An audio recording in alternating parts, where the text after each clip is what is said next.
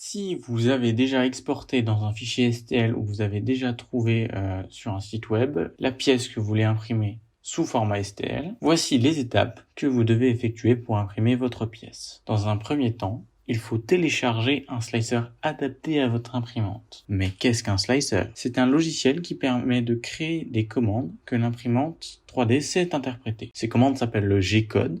Le slicer découpe votre modèle 3D verticalement et détermine les trajets nécessaires que la buse de l'imprimante doit effectuer afin de réaliser votre pièce. Il sert aussi à configurer l'impression, comme par exemple choisir le matériau que vous voulez utiliser, ce qui est nécessaire pour que la buse soit à une température idéale. Dans cette vidéo, nous allons utiliser le Prusa Slicer, mais les démarches sont les mêmes pour les autres slicers. Une fois votre slicer ouvert, vous pouvez importer votre pièce. Sélectionnez vos réglages d'impression, le matériau de votre filament et le modèle de votre imprimante.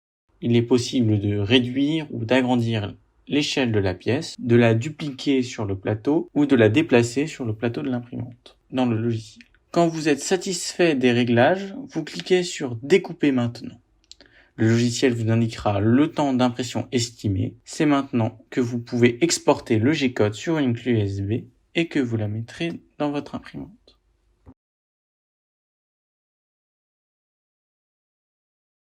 Tout d'abord, si votre machine n'a pas de filament, il faut maintenant la charger.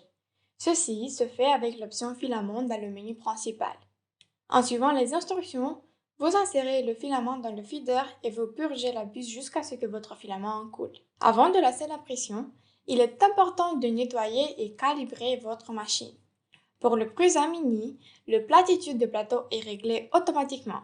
On a juste besoin de régler la distance entre le plateau et la buse pour la première couche. Ceci se fait dans le menu Calibration, avec l'option Calibration première couche. Après avoir atteint la température de fonctionnement de l'imprimante, elle imprimera une couche de calibration pendant laquelle, en tournant le bouton, vous pouvez régler la hauteur de la buse. Il faut que le filament colle bien au plateau, sans pouvoir voir à travers lui. Pour bien faire la calibration, vous pouvez vous référer à la boucan de l'utilisateur. Une fois que la calibration est bonne, vous pouvez insérer votre clé USB dans l'imprimante qui va détecter automatiquement les pièces présentes sur la clé. Appuyez sur l'option Impression pour lancer l'impression. Vous avez maintenant l'occasion d'aller faire autre chose, mais il est conseillé de regarder les quelques premières couches pour voir que l'imprimante est bien configurée. Quand l'imprimante a fini d'imprimer, vous pouvez enlever votre pièce du plateau. Il est conseillé de tout de suite nettoyer le plateau pour la prochaine utilisation.